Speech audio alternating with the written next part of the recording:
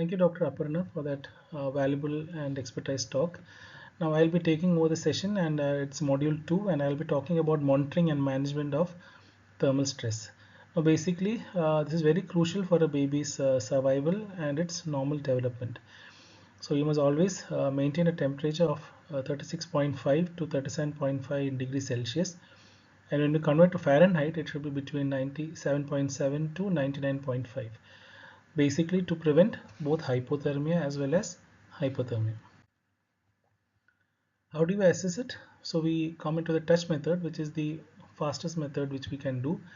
If at all we feel the baby's hands and the feet are warm, the baby is in a thermoneutral zone. If the baby's hands and feet are cold but the abdomen is warm, the baby will be in cold stress. And if the baby is felt cold throughout, the baby will be in severe hypothermia. So we can manage it accordingly. The digital thermometer is another method, and the preferred area is the axilla. Make sure it's very clean and dry, and then we can use the digital thermometer. And the other method is keeping the temperature probe, and that's actually kept in the right upper abdomen when the baby is supine. We can also use it in the flank area when the baby is prone.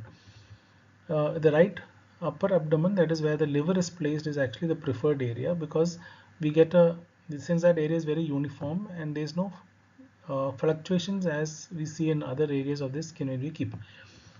Also, it doesn't interfere with any procedures or equipments when we use. Now, this was an article in the Journal of Pregnancy and Child Health in 2014, and it was showing the measurement of temperature at different areas where it's kept. That is the rectal area, axillary, as well as the skin. Now, each area has got its own values. The rectal area temperature is more than the axillary, and the axillary is more than that of the skin. So the rectal temperature was recorded at around 36.9 plus or minus 4, 0.4.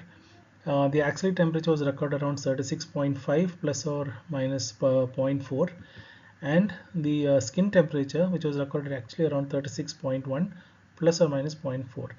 So it was observed that these values of the temperatures actually depend on the site where we use. The preferred site is usually in NSV is the axillary site. Which thermometer you want to use, that is a digital or the mercury thermometer. Now mercury thermometer, we know it's actually accurate, but there are studies saying that the digital thermometer is also reliable as the mercury. The only advantage of digital over the mercury is that it is less hazardous and it's easy to use. The skin probe, we have already told about the site where it is kept. It gives a continuous reading. The only thing don'ts are, we should not make sure that the baby is not lying on the probe, because the more pressure it comes on the probe, the lesser accurate values you get. You should not place it over any bony prominences. This is because these areas are having less subcutaneous fat and the area is not vascular as the other areas. So again, the temperature fluctuations can be there. Make sure you do not keep it near the brown fat deposit areas, that is the neck, axilla and the back, because these brown fat areas are the one which are responsible for the non-shivering thermogenesis. So that is responsible for the actual regulation of temperature. So again, there can be a variation of temperature. Then again, the areas where poor vascular areas, excoriated areas, all these areas should be avoided by keeping, should not keep the probe on these areas. Then other area is that thing is that you must keep the probe securely attached. So for that, make sure you have a tegaderm placed on the skin, and then over that you place the probe, and again over that you place the adhesive which you use in your NICU. It makes the probe more secure. Coming into the rectal temperature, now this is not a commonly preferred area. It's actually used only when severe hypothermia is suspected, and the temperature actually irrespective of the weight or the gestational age. The directions where you can use it is actually directed downwards and backwards at a 30-degree inclination, and the depth is around 3 cm in term babies and 2 cm in preterm babies. The normal range is around 37.8 degrees centigrade at birth, and thereafter it maintains 36.7 to 37.5 degrees Celsius. The other methods which you can use is the touch method, infrared method, as well as the bracelet thermometers. How often do you want to monitor? Immediately after completion of initial care of newborn, we can take the temperature of the baby. If at all it's in the labor room, you can check it over there, as well as when the the baby is brought into the NICU, make sure you check the temperature there also. For those babies who are with the mother, after initial measurement of the temperature, we can ask the mother to keep a watch. If at all, if she feels the baby is cold, then inform the nurse. Then for high risk babies, 1 to 2 hours of checking is actually required every 1 to 2 hours, and twice daily for neonates between 1.5 to 2.5 kgs, and for those babies less than 1.5 kgs, approximately 4 times daily. This is about the grading of hypothermia. So according to WHO classification, any temperature between 36.0 to 36.4 is called mild hypothermia. Between 32 to 35.9 it's called moderate. And for severe hypothermia is any temperature less than 32 degrees centigrade. All forms are dangerous and early detection actually can save lives. Now coming into the clinical features, it can be actually absent, non-specific actually in neonates. Early signs is because of the peripheral vasoconstriction, and it includes pallor, acrocinosis, cool extremities, and decreased peripheral perfusion. The later signs like lethargy, bradycardia, poor feeding, hypotonia, weak suck or cry can be there. So all these can be seen as depression, respiratory issues.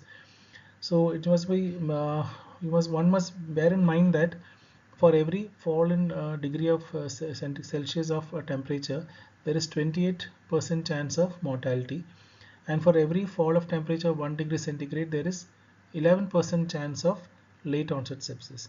So must be very careful once you detect a hypothermia. Now, what is warm chain? Now, it's a series of simple measures which can prevent hypothermia in most neonates, which is starting before the baby's birth and continuing in the newborn unit, maternity ward, as well as at the home. So together we refer these as a warm chain. Now, there are 10 important steps. Now taking warm delivery and warm resuscitation actually goes whole together.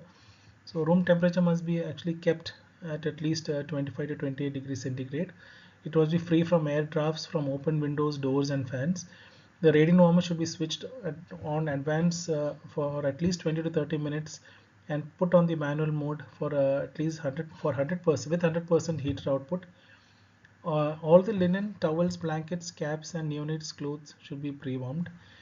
Immediate drying should be done and using a warm towel, which should be actually dry warm towel starting from the head, and after drying thoroughly cover with another dry and warm towel and a warm cap for the head. Skin to skin contact is very important. Once you place on the mother's abdomen, and if the make sure you dry it properly and put a warm towel over it. Early breastfeeding, preferably within an hour. This ensures adequate supply of energy sources. Postpartum bathing till the baby is stable, or 2 kg, some unit even takes 2.5 kgs. Appropriate clothing is very important. That is, newborn should be covered with at least 1 to 2 layers of clothes and caps, socks and mittens. And bedding in must be there. The mother and the neonate should be nursed on the same bed for thermal protection and breastfeeding. Warm transport is very important. If at all the baby is delivered, if you want to transfer a baby and your NICU unit is quite far, make sure you have an incubator, a transport incubator. If that is not available, then you can provide skin to skin contact and transport the baby. For high risk high risk deliveries, make sure in utero transport is done. Training and awareness is very important. Make sure regular training and classes are taken for the staffs and doctors. So that ends my session. I have two questions where you can answer this in the group. The first is, a baby is having low reading on a digital thermometer. How will you ascertain the baby's actual temperature? The second question is, a newborn is brought to you in the NICU as the baby is felt cold to touch. On examination, the peripheries and the abdomen is cold to touch, and the temperature when recorded in the axilla is 34 degrees Celsius. The baby is lethargic, respiratory rate is around 40 per minute, heart rate is 130 per minute. So what is the degree of hypothermia and how will you manage this baby? Thank you.